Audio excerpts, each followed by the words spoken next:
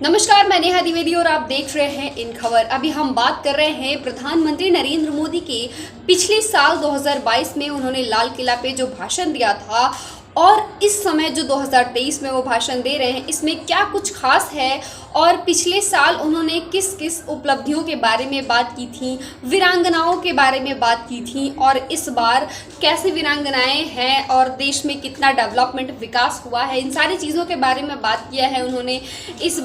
हालांकि एक चीज़ जो दोनों लेक्चर में कॉमन है और वो दोनों में भ्रष्टाचार है, परिवारवाद, जातिवाद, ये सारे मुद्दे उन्होंने अपने दूसरे भाषण में भी दिया है, यानी कि 2023 में भी 2022 में भी। लेकिन अभी हम एक अलग तरीके से जानने की कोशिश करेंगे कि पिछले साल से इस साल में उन्होंने क्या कुछ अलग किया है। प्रधानमंत्री लाल किले पे इस समय भाषण दे रहे हैं और हम आपको ये वीडियो अभी दिखाते हैं जिसमें आप ये देख पाएंगे कि प्रधानमंत्री नरेंद्र मोदी क्या कुछ कह रहे हैं।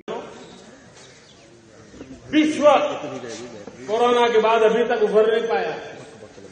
युद्ध ने फिर एक नई मुसीबत पैदा की। आज दुनिया महंगाई के संकट से जूझ रही है। पूरी दुनिया की अर्थव्यवस्था को महंगाई ने दबोच के रखा है। हम भी दुनिया से जिन सामान की जरूरत होती है लाते हैं, तो हमें सामान तो इंपोर्ट करते हैं। हमारा दुर्भाग्य है कि हमें महंगाई भी इंपोर्ट करनी पड़ती है, क्योंकि पूरी दुनिया को महंगाई ने जकड़ के रखा है। लेकिन मेरे प्यारे परिवारजनों, भारत ने महंगाई को नियंत्रित रखने के लिए भरसक प्रयास किए।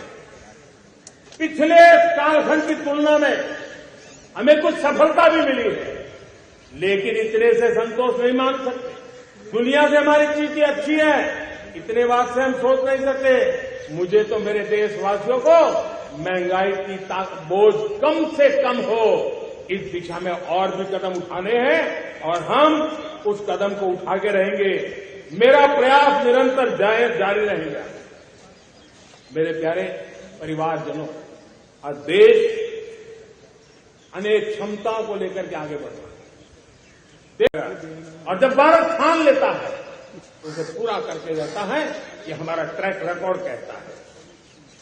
200 करोड़ वैक्सीनेशन का काम दुनिया हमें जब पूछते हैं, 200 करोड़ सुनती है, उनकी आंखें फट जाती है।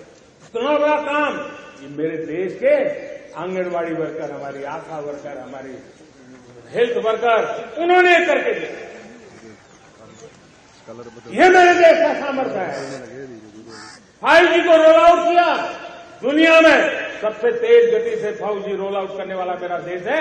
700 से अधिक जिलों तक अब पहुंच चुके हैं और अब 6G की भी तैयारी कर रहे हैं। हमने टास्क फोर्स बना दिया है। रिन्यूएबल एनर्जी, हम टारगेट से पहले चले हैं। हमने रिन्यूएबल एनर्जी 2030 का जो टारगेट तय किया था, 21-22 में उसको पूरा कर दिया। हमने इथेनॉल में 20% ब्लेंडिंग की बात कही थी, वो भी हमने समय से 5 साल पहले पूरा कर दिया। हमने $500 बिलियन के एक्सपोर्ट की बात की थी, वो भी समय के पहले $500 बिलियन से ज्यादा कर दिया।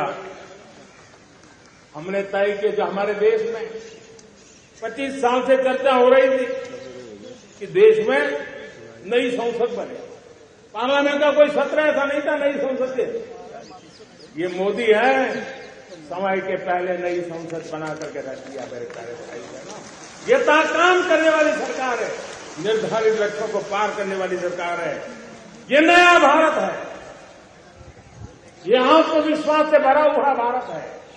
ये संकल्पों को चरितार्थ करने के लिए जी जान से जुटा हुआ भारत है और इसलिए ये भारत न रुकता है, ये भारत न थकता है, ये भारत न हाँफता है और न ही ये भारत हारता है।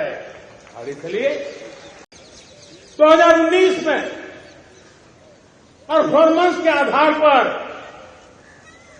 आप सब ने मुझे फिर से आशीर्वाद दिया।